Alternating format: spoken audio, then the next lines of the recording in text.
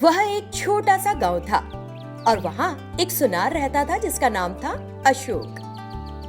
उसने अपना व्यापार अच्छे से जमा लिया था, तो उसके माता पिता ने उसकी शादी विमला नाम की एक लड़की से कर दी। वो विवाहित जोड़ा सुख से रहने लगा। लेकिन तभी अशोक को अपने व्यापार में भारी नुकसान का सामना करना पड़ा और वो उदास होकर घर आया। क्या हुआ जी, आप इतने दुखी क्यों हैं? मेरा व्यापार पिछले इतने सालों में बहुत फायदा दे रहा था, लेकिन इस साल मुझे घाटा उठाना पड़ रहा है। मुझे लगता है ये सब कुछ तुम्हारी वजह से है। इस तरह उसने उसे डांटा और वहां से चला गया। विमला को इस बात से बहुत दुख हुआ। कुछ दिन बीत गए। अब वो उस पर बात बात पर चिढ़ निकाल रहा था। इस बात से विमला बहुत दुखी रहने लगी। प्रिय, अगर तुमको लगता है कि मेरी वजह से नुकसान हो रहा है तो मैं तुमसे दूर चली जाती हूँ। बिल्कुल ठीक सोचा है, जाओ, मुझे बहुत खुशी होगी। इतना कहकर उसने उसे सच में बाहर निकाल दिया। इससे विमला का दिल टूट गया और वो घर छोड़कर चली गई। रास्ते में एक पेड़ के नीचे बैठे एक संत प्यासे थे। पानी, पानी, कोई पानी पिला दो। तुरंत वो उनके पास गई और उन्हें पानी पिलाया। वो बहुत कमजोर लग रहे थे।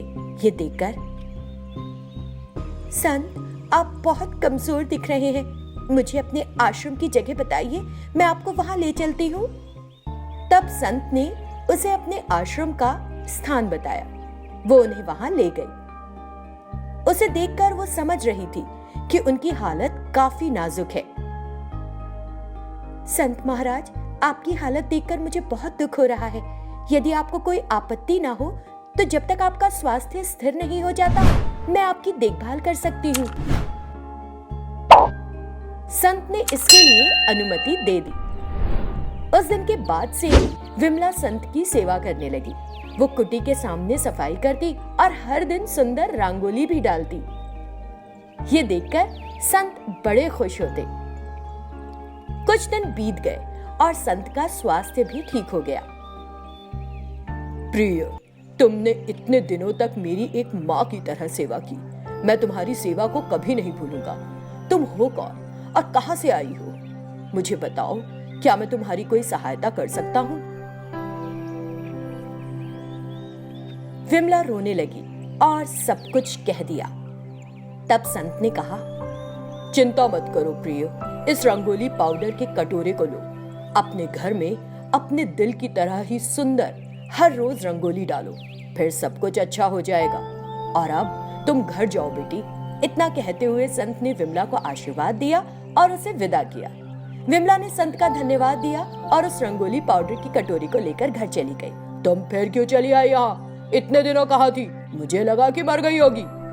ये सुनकर वो रोने लगी और बोली, तुम ऐसे क्यों बात कर रहे हो?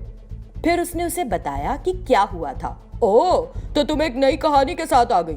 तुम्हारी ये झूठी कहानियां मेरे सामने काम नहीं करेंगी। मुझ पर ये सारे नाटक नहीं चलेंगे तुम्हारे। इतना कहते हुए उसने उसे बाहर निकाल दिया और दरवाजा बंद कर दिया। ये सब होते देख विमला फिर रोने लगी और उदास हो गई। फिर हिम्मत जुटाकर वो घर के सामने रंगोली सजाने लगी और भगवान से प्रार्थना की। वो रंगोली एक दरवाजे में बदल गई और एक भूमिगत सुरंग दिखाई दी, जिसे देखकर विमला हैरान हो गई और जोर जोर से पुकारने लगी, सुनो जी, एक बार बाहर आकर तो देखो, आपको मेरी कही बात पर विश्वास हो जाएगा।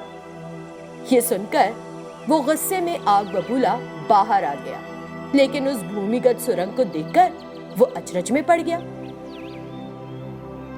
फिर अशोक और विमला अंदर गए। उस भूमिगत जगह पर कई सोने के गहने सजे हुए थे। उन्हें देखकर वो भौचक्का रह गया। तभी उन्हें एक आवाज सुनाई दी, देखो, तुम यहाँ से जो भी सोने के गहने उठाओगी, अगले दिन और सोने के गहने उनके स्थान पर दिखाई देंगे। तुम दोनों बिना किसी लड़ाई के खुशी से रह सकते हो।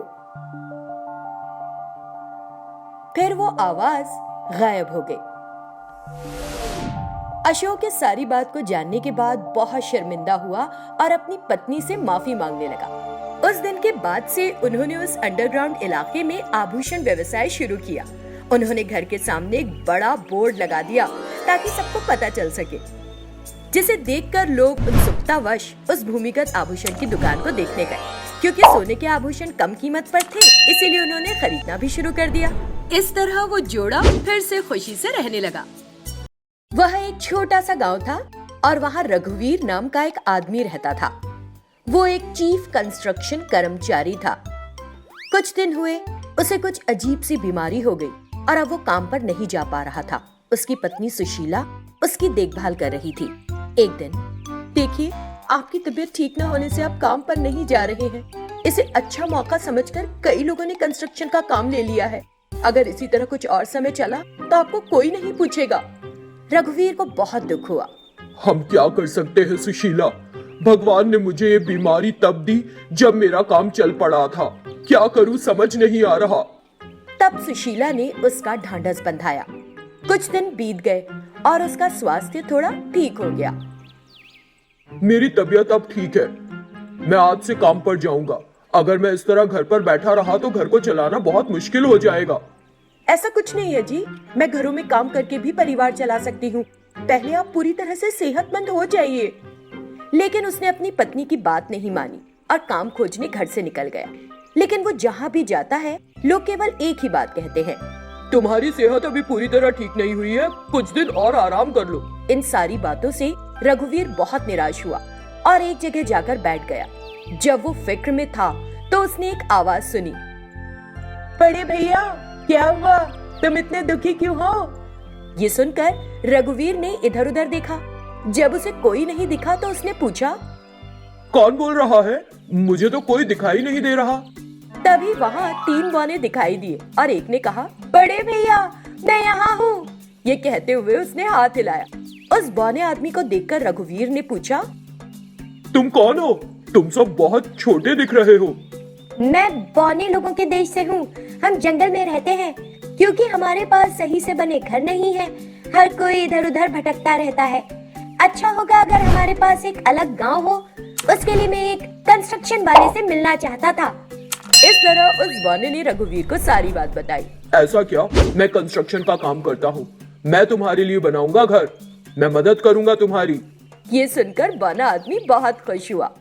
ये हुई ना बात। ठीक है, जितनी जल्दी हो सके बना दो तो मैं तुमको मुंह मांगा सोना और पैसा दूंगा। रघुवीर ने हाँ कहा। फिर वो उस स्थान पर गया जहाँ बौने लोग एक साथ रह रहे थे। रघुवीर ने उनके आकार के बड़े आरामदेह और सुंदर घर बना दिए। उन घरों को देखकर उस बौने आदमी ने कहा, वाह, ये घर बहुत अच्छे हैं। अब हम यहाँ खुशी से रह सकते हैं। बड़े भैया, हम आपको मुंह मांगा पैसा देंगे, जैसा कि हमने वादा किया था।